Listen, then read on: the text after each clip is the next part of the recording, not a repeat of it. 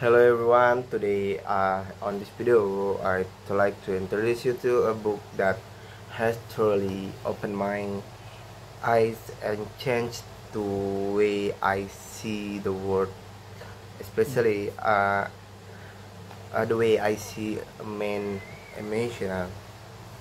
The book is called The Psychology of Men and Masculinities. At first I thought it would just be another academic book full of theories, long explanation, and difficult terms. And yes, it is detailed and based on science, but surprisingly, it also deeply human.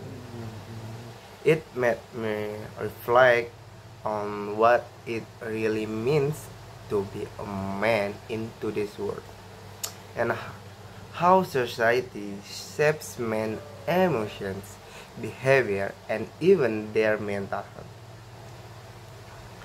This book explores how masculinity is not something that we are born with, but something that but masculinity is something that is taught, expected, and enforced by society. It explains that masculinity is not just about being strong or tough. It's about how men are expected to behave and how those expectations often come with a cost. The book introduces several key theories such as gender role strength, masculinity ideologies, and gender role conflict. Masculinity, gender role strength is which explains how trying to meet social expectation of masculinity can cause stress and inner conflict. And masculinity ideologies are the belief we hold about how men should act or how men should do. And last is gender role conflict, which happen when men feel torn between being who they are and fitting into the male role that society demands. There's not really these theories, but these are real. You see them everywhere, in families, in school, at work, and even online. What's powerful about this book is that it doesn't masculinity as one simple idea. It shows that masculinity looks different in different culture, ethnic backgrounds, and sexual identities. For example, what is considered manly in one country might be totally different in another country. And yet, in many places, the pressure on men to be a dominant, and yet, in many places, the pressure on men to be dominant and emotional and encounter remains very strong. This pressure can have serious consequences. The book talks about how traditional male roles are linked to depression, emotional suppression, resistance to seeking help, and even violence. Let's be honest, how often are men taught it's okay to cry or to admit they feel lost or need support? Most of the time, they are taught to toughen up, be a man, or deal with it. Over time, that creates a wall that blocks emotional connection, healing, and growth. Reading this book made me think about people in my own life. I have friends who try hard to appear strong all the time. One friend in particular went through a very dark time emotionally.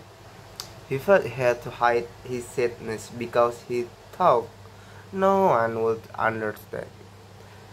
That people will judge him. He ended up falling into depression, and no one knew until it became very serious. And also, this book reminded of him.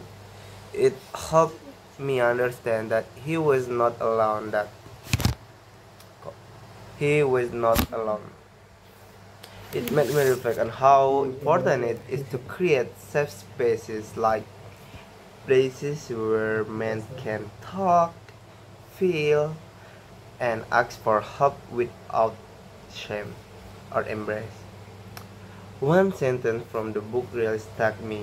It says, traditional gender role undergrade power difference between men and women by defining masculinity as a dominance and aggression. This line was powerful. It showed me how these gender roles don't just affect men. They shape how we relate to each other, and they continue systems inequality.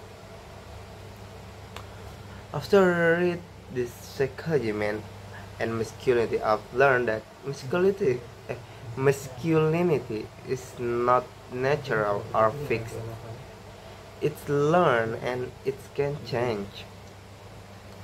Men suffer when they are forced to follow unrealistic gender roles. And supporting mental health means challenging the idea that men must be strong all the time. And most importantly, being a man should not mean hiding who you are really. Who you really are. Samanya. The book gave me the motivation to rethink my own beliefs about gender. It made me want to support more open, honest, and healthy definition of masculinity. So, last, why should you read this book? Why should you read this book? If you are student of psychology, sociology, or gender studies, you have to read this book because you can learn about the psychology, man, and emotional, and why this happen. And if you're curious about how culture shapes identity, you can read this book. This book will challenge your assumption about the culture, about the society's bias.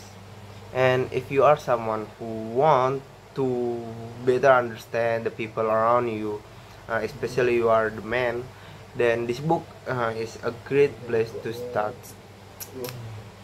Yeah, I strongly recommend you to read this book because this book over several topics being a man as and masculinity in by a society and how that shape, and yeah, you have to read this book to know what you should you do as a man. Thank you.